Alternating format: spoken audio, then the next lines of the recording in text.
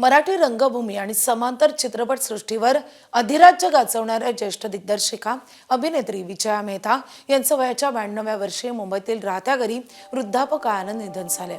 त्यांच्या निधनानं मराठी नाट्यविश्वावर शोककळा पसरली असून एका युगाचा अंत झाल्याची भावना व्यक्त होते। नाट्य क्षेत्रात बाई म्हणून आदरानं ओळखल्या जाणाऱ्या विजया मेहता यांनी 1960च्या दशकात विजय तेंडुलकर, अरविंद देशपांडे आणि डॉक्टर श्रीराम लागू यांच्यासह रंगायन या प्रायोगिक नाट्य चळवळीची स्थापना केली। या चळवळीमुळे मराठी रंगभूमीला नवे विचार, नवी मांडणी आणि जागतिक स्तरावर नवी ओळख मिळाली। संशय कल्लोळ, तुझे आहे तुझं पाशी आणि सुंदर मी होणार या नाटकातील त्यांच्या भूमिका विशेष गाजल्या। नाटकाचं चालतं बोलतं विद्यापीठ म्हणून ओळखल्या जाणाऱ्या विजया मेहता यांनी अनेक पिढ्यातील कलाकार घडवले आहेत।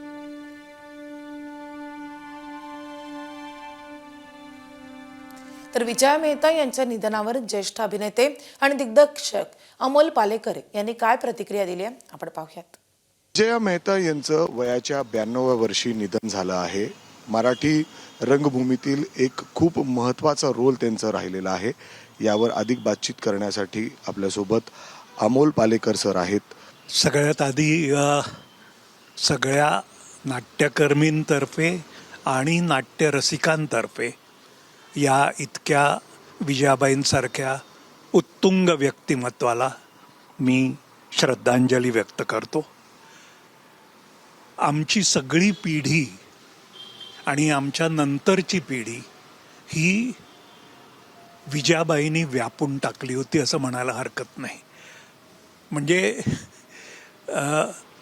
मराठी रंगभूमीवरच्या सगळ्या मान्यवर अभिनेत्री त्यांच्या अभिनयाकडे बघितलं तर या विजयाबाई स्कूलमधून आलेल्या आहेत असं लगेच दिसायचं। म्हणजे एवढी मोठी छाप सोडणारी दिग्गज अभिनेत्री ही विजयाबाईंची एक ओळख। पण त्याहीपेक्षा महत्त्वाची ओळख मला असं वाटतं जे आजच्या पिढीला माहीत नसेल, प्रायोगिक रंगभूमीची चळवळ ज्यांनी सुरू केली, ज्या अतिशय सक्षम दिग्गज नाट्यकर्मींनी सुरू केली, त्याच्यामध्ये विजयाबाईंचं नाव अग्रेसर होतं। म्हणजे 1960 साली रंगायनची स्थापना करून त्यांनी प्रायोगिक चळवळीला मराठी नाट्यसृष्टीमध्ये एक वेगळी दिशा दिली। त्यांच्या नाटकाचा प्रवास जर बघितला तर धंदेवाईक रंगभूमीवरच्या, तर महासागरसारखं नाटक किंवा हमीदाबाईची कोठीसारखं नाटक किंवा बॅरिस्टरसारखं नाटक, संध्याछायासारखं नाटक, ही नाटकं साधारण जी चाकोरी होती मराठी रंगभूमीची त्याच्यापेक्षा खूप वेगळी होती। आणि त्या अशा वेगळ्या नाटकांना लोकांपर्यंत खूप यशस्वीपणे नेलं, ही विजयाबाईंची अतिशय मोठी कॉन्ट्रीब्युशन आहे असं मला वाटतं। माझ्यासारखं पर्सनल याचं बोलायचं झालं तर मी त्यांच्याबरोबर कधीच काम केलं नाही।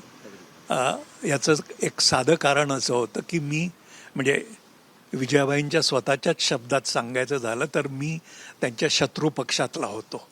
म्हणजे मी सत्यदेव दुबे स्कूलमधून आलेला असल्यामुळे मी शत्रुपक्ष मानला जायचो। त्यामुळे आम्ही एकत्र काम कधी केलं नाही। परंतु शत्रुपक्षातला असून सुद्धा विजयाबाईंचे आणि माझे संबंध अतिशय जिव्हाळ्याचे, अतिशय आपुलकीचे राहिले। त्यांच्या झिरो परफॉर्मन्सला म्हणजे शुभारंभाच्या प्रयोगाच्या आधी 0 नंबर परफॉर्मन्स केला जायचा, त्यावेळेला त्या मला आवर्जून बोलवायच्या। माझी मतं, माझी टीका, माझे काही विचार असतील ते त्या ऐकून घ्यायच्या आणि इतक्या आपुलकीने मला बोलवायच्या। तसंच माझ्या सगळ्या नाटकांना विजयाबाई अतिशय आपुलकीने असायच्या।